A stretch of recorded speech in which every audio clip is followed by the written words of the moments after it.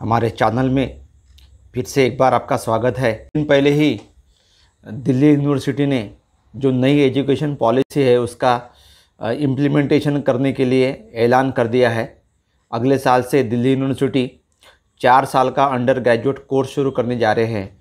तो इस वजह से जो 29 जुलाई 2020 को कैबिनेट ने नेशनल एजुकेशन पॉलिसी को जो मंजूरी दी, तो उसके बारे में फिर से एक बार से चर्चा चालू हो चुकी है। इस नए नेशनल को एक बार फिर से जो नेशनल एजुकेशन पॉलिसी है उसके लिए एक चर्चा का माहौल शुरू हो चुका है। तो इस वजह से नए नेशनल एजुकेशन पॉलिसी में जिसने 1986 की 1986 की एजुकेशन पॉलिसी को रिप्लेस करके यह नई एजुकेशन पॉलिसी जो शुरू की है, तो उसके जो हाइलाइट्स है वो हाइलाइट्स एक बार हम फिर से देखेंगे। एक नए इशू पर हम लोग आपके लिए वीडियो बना के लाते हैं, तो कृपया आप हमारे चैनल को सब्सक्राइब कीजिए, बेल आइकन पर बटन दबाइए और इस वीडियो को शेयर कीजिए ताकि बाकी लोगों को भी इसकी जानकारी मिल सके। तो जो नई नेशनल एजुकेशन पॉलिसी है उसका जो पहला जो मेन जो बात जो है उस बात की तरफ हम लोग बढ़ेंगे। तो अब तक क्या होता था कि मैं खुद भी मतलब साइंस ग्रेजुएट हूँ, तो मैंने जब साइंस के लिए ग्रेजुएशन के लिए जब मैंने जब मेरी डिग्री पूरी की, तब मुझे जो सब्जेक्ट फर्स्ट ईयर से थे, तो फर्स्ट ईयर से लेकर फाइनल ईयर तक ही मुझे एक ही सब्जेक्ट मुझे करने पड़े।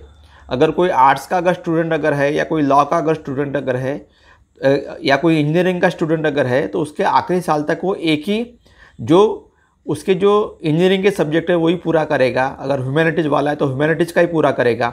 अगर कोई लॉ वाला है तो लॉ का स्टूडेंट लॉ के ही पूरे करेगा। लेकिन नए एजुकेशन पॉलिसी में ऐसी बात नहीं है। तो इसीलिए अभी तो इस साल से ही लिबरल आर्ट्स, साइंस और इंजीनियरिंग LESE करके एक प्रोग्राम शुरू किया है। इसमें जो बैचलर ऑफ साइंस BS करके डिग्री मिलेंगी, लेकिन ये डिग्री जो है ये केवल IIT बॉम्बे है, तो अल्टीमेटली उसका उद्देश्य इंजीनियरिंग ही होगा।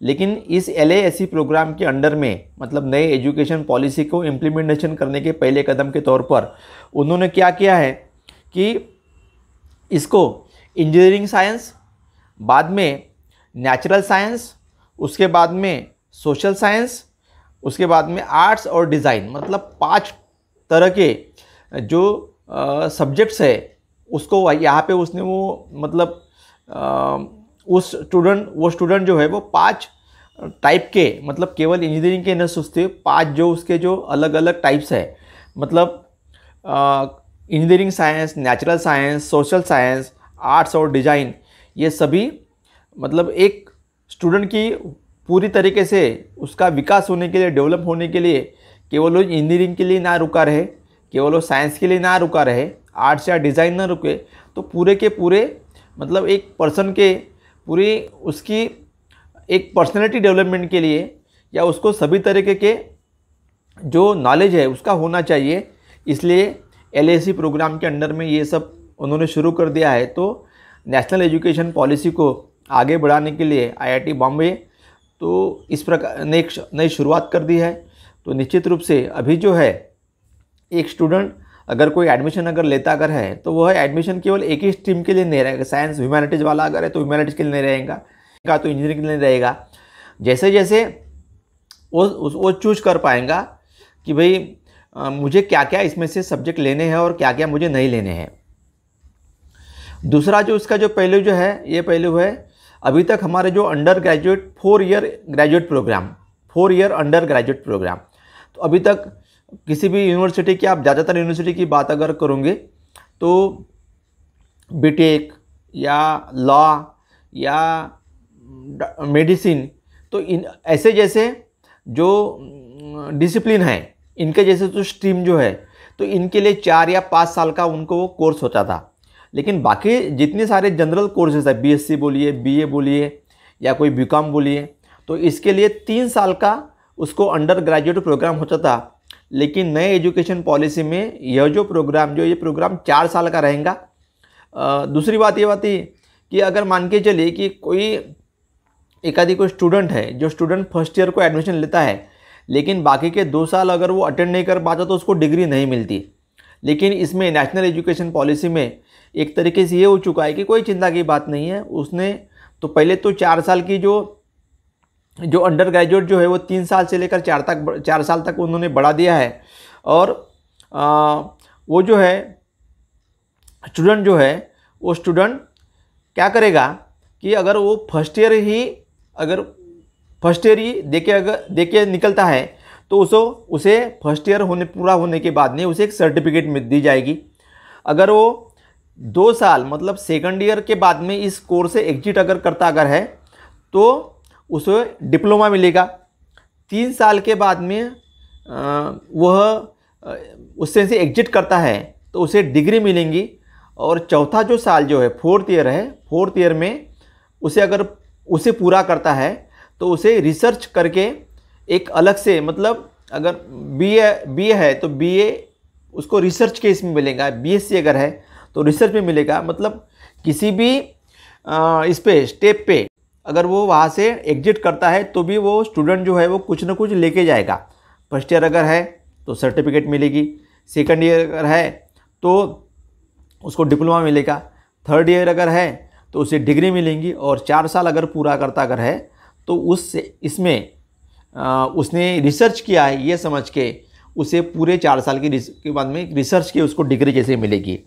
इसमें दिल्ली यूनिवर्सिटी ने ऐसे शुरुआत कर दी। दिल्ली यूनिवर्सिटी ने 4 साल का अंडर ग्रेजुएट जो प्रोग्राम है वो प्रोग्राम उन्होंने शुरू कर दिया है।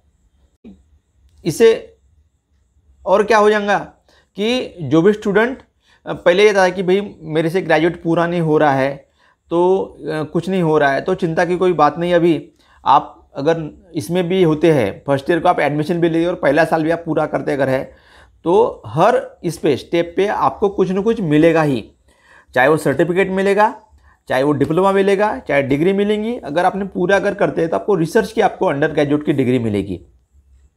अभी तक क्या हो जाता है कि कुछ भी रहे, कोई माने न माने, लेकिन ये सच्चाई है कि जितना ज़्यादा हमारे यहाँ पे इम्पोर्टेंस इंग्लिश को है उतना बाकी रीजनल लैंग्वेजेस को नहीं है। ज़्यादातर जो किताबें भी जो है ये किताबें भी इंग्लिश में हैं उस वजह, और इंग्लिश हमारी मातृभाषा न होने के कारण कई सारे स्टूडेंट जो है डर के कारण इन सभी इसमें एडमिशन वो नहीं ले पाते, या टेस्टिंग में भी जो भी उनकी एग्ज़ाम होती है उसमें भी बाहर निकल जाते हैं। तो इसीलिए गवर्नमेंट ने अभी 14 रीजनल इंजीनियरिंग कॉलेजेस है जिन कॉलेजेस में आप इसके अलावा मतलब अभी जो है इसके अलावा अपने इंग्लिश के अलावा जो 5 लैंग्वेजेस है मराठी, तमिल, बंगाली, तेलुगु और हिंदी में भी आप इंजीनियरिंग कर सकते हो। और इसीलिए उन्होंने जो इंग्लिश की जो किताबें जो है ये किताबें इन रीजनल लैंग्वेज में लाने का उन्होंने कोशिश शुरू कर दी है। मतलब जो रीजनल लैंग्वेजेस है रीजनल लैंग्वेज में भी स्टूडेंट ये अपनी पढ़ाई पूरी कर सकेंगे। इससे क्या होगा कि जो भी स्टूडेंट इंग्लिश के डर के कारण इन सब कोर्सेज के लिए एडमिशन नहीं लेते उनको भी इसमें एडमिशन मिल जाएगा और ये भी अपनी पूरी डिग्रियाँ पूरी कर सकेंगे। और एक बात ये बात इन्होंने है कि भाई जैसे नीट के लिए नेशनल टेस्टिंग एजेंसी है, तो ये नेशनल टेस्टिंग एजेंसी क्या करती है कि उनकी जो एग्ज़ाम कंडक्ट करती है उसी प्रकार से अभी यहाँ की अगर हम बात करते अगर है तो दिल्ली यूनिवर्सिटी अपनी अलग से एग्ज़ाम कंडक्ट करती है। सेंट्रल की जितने सारी यूनिवर्सिटी है ये यूनिवर्सिटी भी अलग से एग्ज़ाम कंडक्ट करती है। तो एक ही स्टूडेंट को कई सारी एग्ज़ाम यहाँ पे देनी पड़ती है। तो जैसा नीट के मामले में हुआ कि बाकी सब एग्ज़ाम कैंसिल करके नेशनल टेस्टिंग एजेंसी ने नीट ही शुरू की, और जिसके द्वारा वो भारत की किसी भी मतलब मेडिकल एग्ज़ाम के लिए उसके द्वारा वह एडमिशन ले सकता है। तो उसी प्रकार से काफ़ी सारी जो सेंट्रल यूनिवर्सिटीज़ है या रीजनल यूनिवर्सिटीज़ जो है जो अपनी अलग अलग एग्ज़ाम लेती है खुद के एडमिशन के लिए, तो अभी वो एग्ज़ाम ख़त्म हो जाएंगी और गवर्नमेंट की जो बॉडी जो है वो नेशनल टेस्टिंग एजेंसी एक ही एंट्रेंस एग्ज़ाम कंडक्ट करेंगी और उसमें जो मार्क्स मिलेंगे उस मार्क्स के कारण ही उसमें जो यूनिवर्सिटी का वो मार्क्स सभी इसमें यूनिवर्सिटी में वैलिड रहेंगे और स्टूडेंट जो है जहाँ चाहे वहाँ एडमिशन ले सकता है। मतलब इतनी सारी यूनिवर्सिटी को एंट्रेंस देने का उसका जो ये था, बर्डन था, तकलीफ़ें थी, वो भी उससे कम हो जाएंगी। इस प्रकार से यह छोटी छोटी बातों का ये हो जाएगा। लेकिन सबसे बड़ी बात ये बात है कि जो शिक्षा, जो हमारा एजुकेशन जो है वो कॉन्करेंस है, कॉन्करेंस लिस्ट पे है, मतलब राज्य और केंद्र दोनों का ही है। तो केंद्र सरकार ने पॉलिसी लाई है, लेकिन इसका इम्प्लीमेंटेशन जो है वो इम्प्लीमेंटेशन आखिर राज्यों को ही करना है।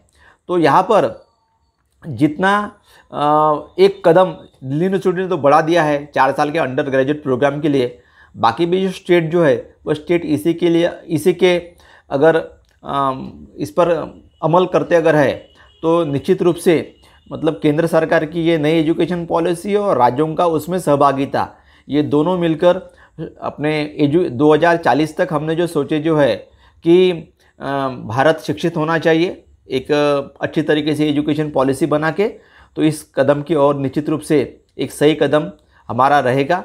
तो इसमें दिल्ली यूनिवर्सिटी ने शुरुआत करती है, तो बाकी देखते हैं कि बाकी जो राज्य है कैसे शुरुआत करते हैं, और स्टूडेंट लोग जो है स्टूडेंट लोगों को इसका निश्चित रूप से फ़ायदा मिलेगा। क्योंकि काफ़ी सारे जो स्टूडेंट है जिनका ड्रॉप आउट बहुत ज़्यादा है, बहुत ज़्यादा छोड़ देते हैं, आप अपने आजू बाजू भी देखोगे तो भी। लेकिन इससे हमारा जो विशेषता, जो हमारी जो ये है लड़कियां जो है वो तो उतना कॉलेज में जा नहीं सकती, लेकिन अभी जो भी यहाँ पे शुरुआत हुई है कि भाई साइंस वाला अगर है तो आर्ट्स भी ले सकता है, कॉमर्स वाला अगर है तो इंजीनियरिंग भी ले सकता है, या 4 साल का अंडर ग्रेजुएट प्रोग्राम है उसमें वो 1 साल के भीतर ही छोड़ सकता है। रीजनल लैंग्वेजेस में भी उसका आ रहे हैं, बाद में इतने ज़्यादा एजेंसी को टेस्टिंग देने की भी ज़रूरत नहीं। ये सभी जो बातें हैं ये सभी बातें स्टूडेंट के लाभकारी ही रहेंगी। तो आज का हमारा प्रोग्राम कैसा लगा आप निश्चित हमें बताइए, कमेंट सेक्शन में कमेंट करके बताइए। हमारे चैनल को सब्सक्राइब कीजिए, बेल आइकन पर बटन दबाइए, इस वीडियो को शेयर करें, लाइक करें, ताकि आने वाले नए वीडियो की नोटिफिकेशंस आपको मिले। फिर से एक नए समसामयिक विषय के साथ में एक नया वीडियो हम आपके तरफ लेके आएंगे। धन्यवाद।